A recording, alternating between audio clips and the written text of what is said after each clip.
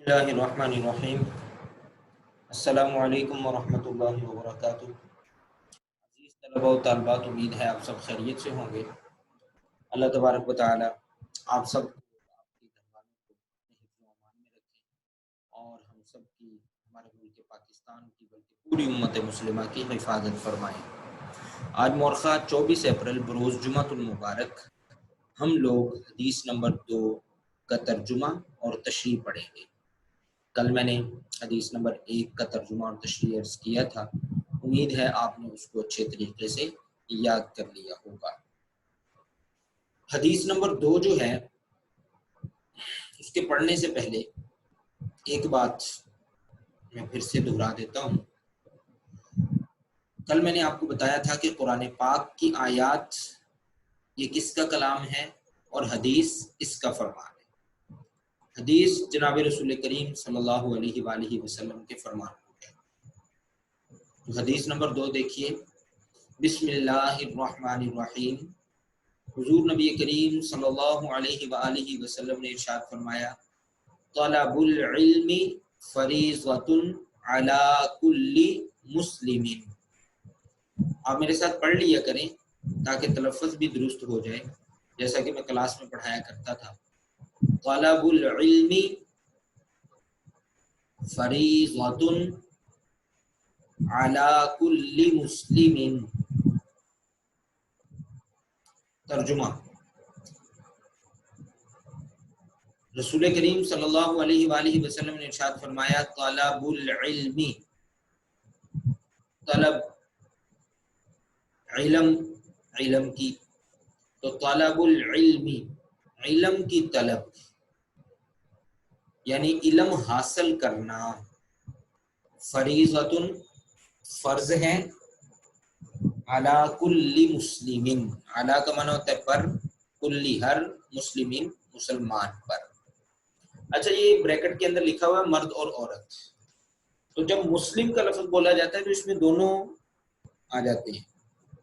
मुस्लिम, इसमें मुसलमान मर्द भी शामिल है और मुसलमान औरत भी। तो इसलिए तर्जुमा बामुहावरा यूं बनेगा कि रसूल करीम सल्लल्लाहु अलैहि वसल्लम ने इरशाद फरमाया, तलबुल इल्मी, इल्म की तलब, फरीज़तुन फर्ज है, अला कुल्ली मुस्लिमिन, हर मुसलमान मर्द और औरत पर, यानी हर मुसलमान मर्द और औरत पर इल्म हासिल करना फर्ज है, इल्म हासिल करना फर्ज है।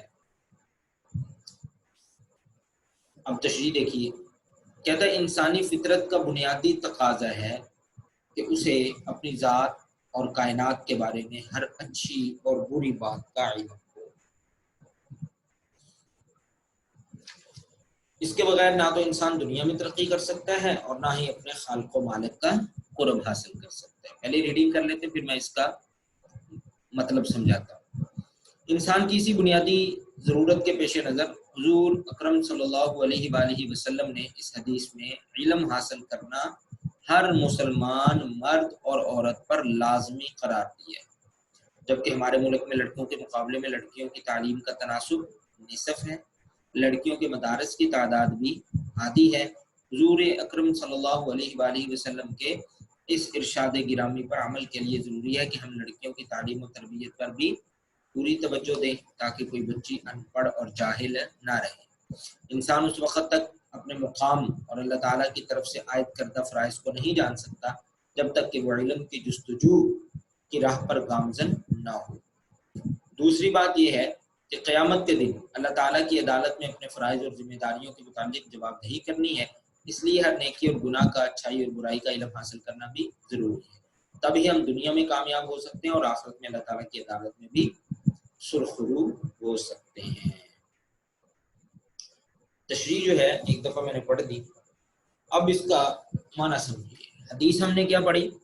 फरमाया तलबुल इल्मी फरीज़तुन अला कुल्ली मुस्लिमिन, इल्म की तलब हर मुसलमान मर्द और औरत पर फर्ज है, यानी इल्म हासिल करना हर मुसलमान मर्द और औरत पर फर्ज है।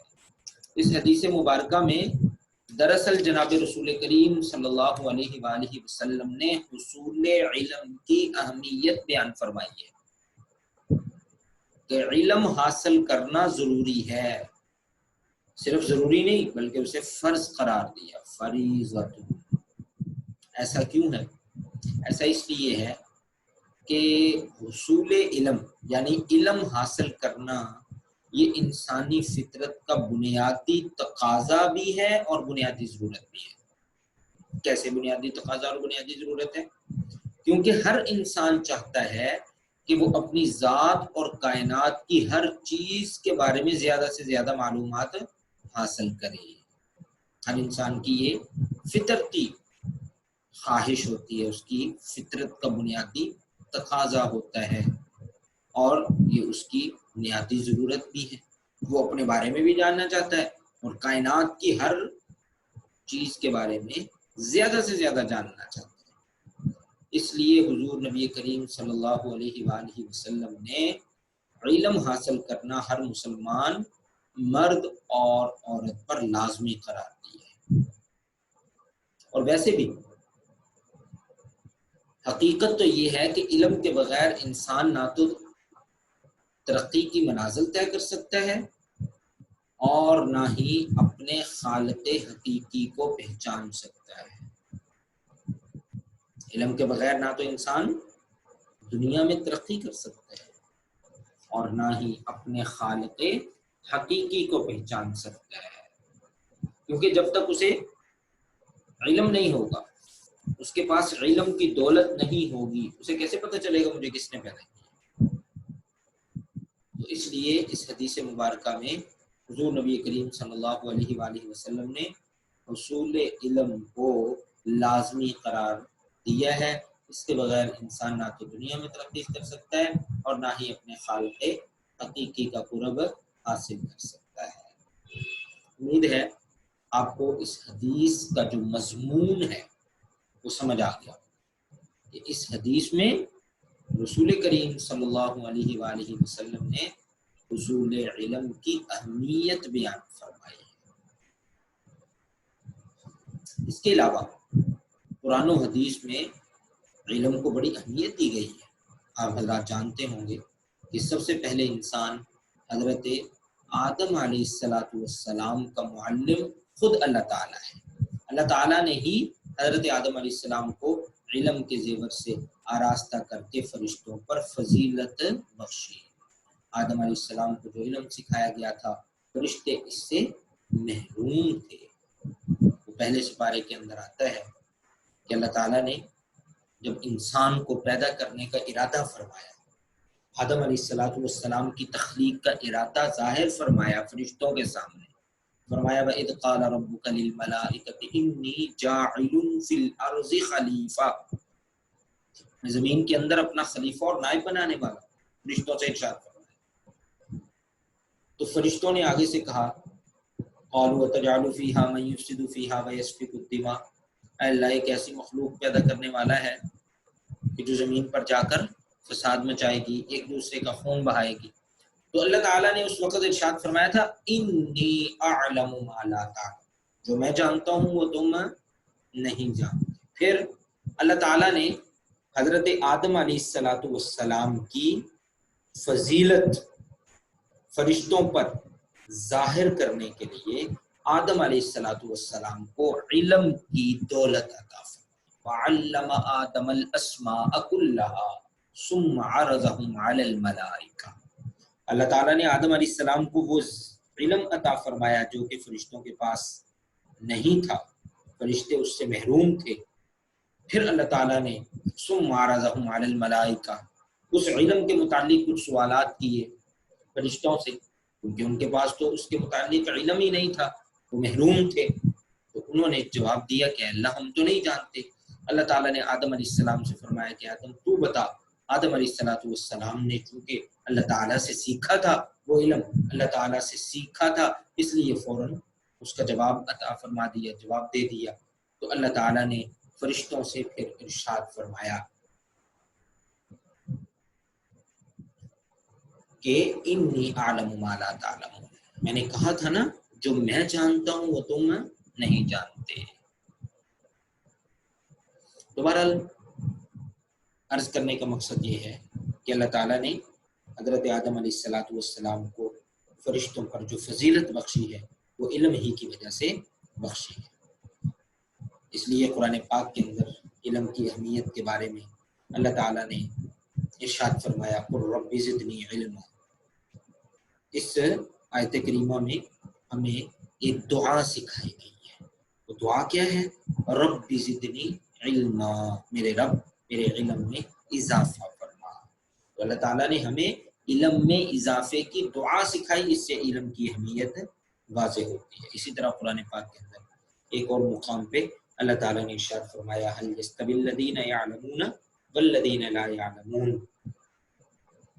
جاننے والے اور نہ جاننے والے یہ برابر ہو سکتے ہیں؟ یہ پوچھا ہے، سوال کیا، سوال اللہ تعالیٰ نے سوالی انداز میں ارشاد فرمایا ہے۔ تو ظاہر ہے جاننے والے اور نہ جاننے والے برابر نہیں ہو سکتے، عالم اور جاہل برابر نہیں ہو سکتے۔ اللہ تعالیٰ نے قرآن پاک کے اندر ارشاد فرمایا کہ جو اہل علم لوگ ہوتے ہیں، جن کو اللہ تعالیٰ نے علم عطا فرمایا ہوتا ہے، وہی لوگ اللہ تعالیٰ سے ڈرتے ہیں۔ تو یہ قرآن پاک کے 2-3 حوالے میں نے دیے، ورنہ بے شمار آیات ہیں قرآن پاک کی ایسی جن سے علم کی اہمیت واضح ہوتی ہے۔ اسی طرح حضور نبی کریم صلی اللہ علیہ وآلہ وسلم کی احادیث میں بھی علم کو بڑی اہمیت اور فضیلت دی گئی ہے، جیسا کہ یہ ایک حدیث ہمارے سامنے ہے، طلب العلم فریضۃ علی کل مسلم۔ اس حدیث مبارکہ کے اندر بھی جناب رسول کریم صلی اللہ علیہ وآلہ وسلم نے علم کی اہمیت کو اجاگر فرمایا ہے۔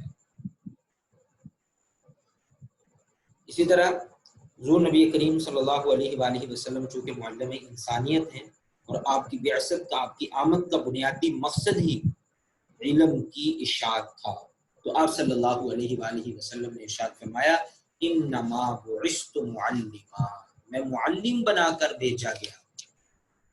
بہرحال آپ صلی اللہ علیہ وآلہ وسلم کی بہت ساری احادیث ایسی ہیں کہ جن سے اصول علم کی اہمیت واضح ہوتی ہے۔ ایک حدیث رسول کریم صلی اللہ علیہ وآلہ وسلم نے ہر مسلمان کو یہ حکم دیا ہے اطلب العلم من المہد الی اللحد، فرمایا ماں کی گود سے لے کر خبر تک علم حاصل کرو۔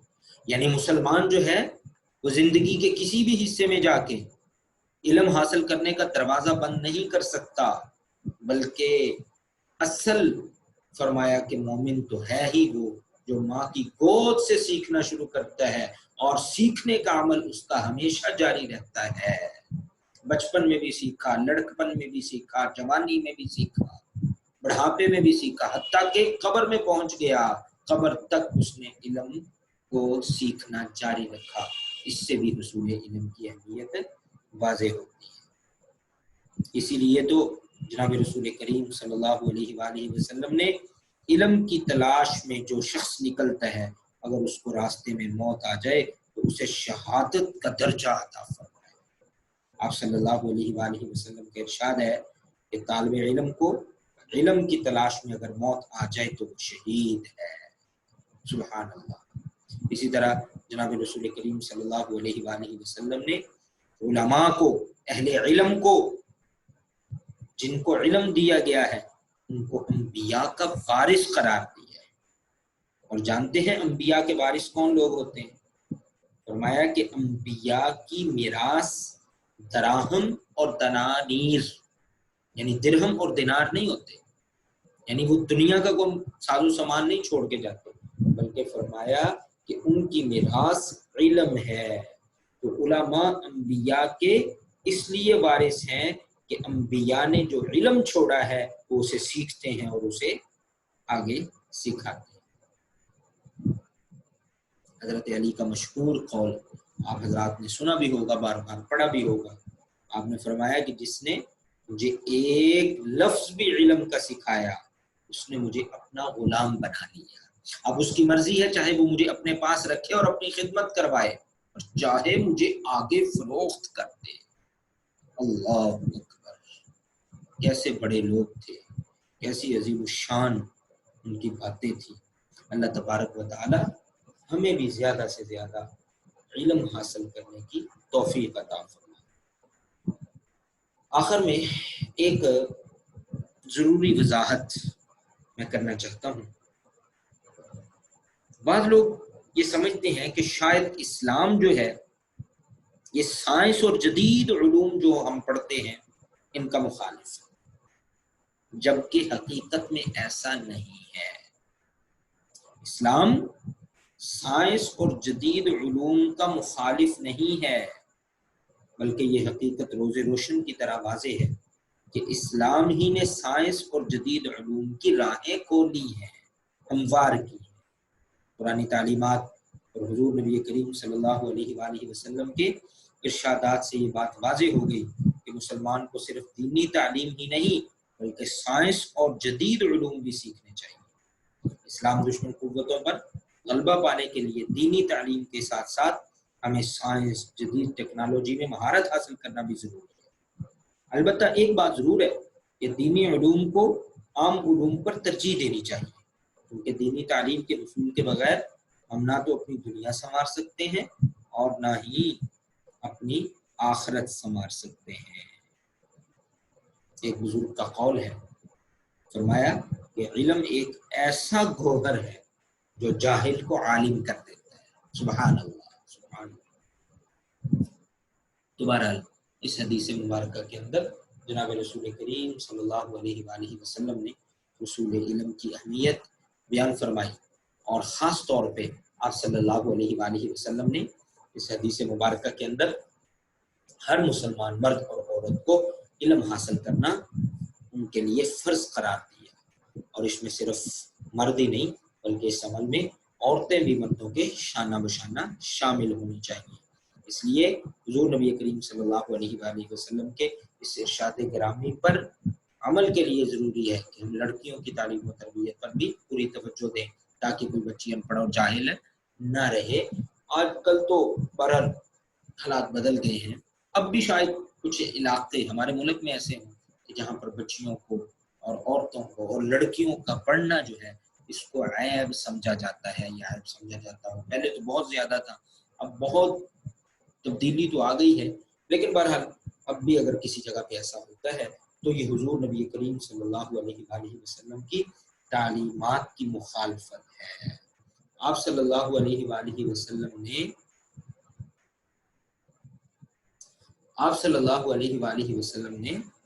تو ایسا نہیں ارشاد فرمایا. آپ صلی اللہ علیہ وآلہ وسلم نے تو اصول علم کو ہر مسلمان مرد اور عورت پر لازمی قرار دیا. آپ کی تعلیمات جو ہیں وہ یہی ہے کہ جیسے مرد کے لیے، لڑکے کے لیے علم حاصل کرنا ضروری ہے، ایسے ہی حضور نبی کریم صلی اللہ علیہ وآلہ وسلم نے ارشاد فرمایا کہ عورت کے لیے، لڑکی کے لیے بھی علم حاصل کرنا ضروری ہے. بہرحال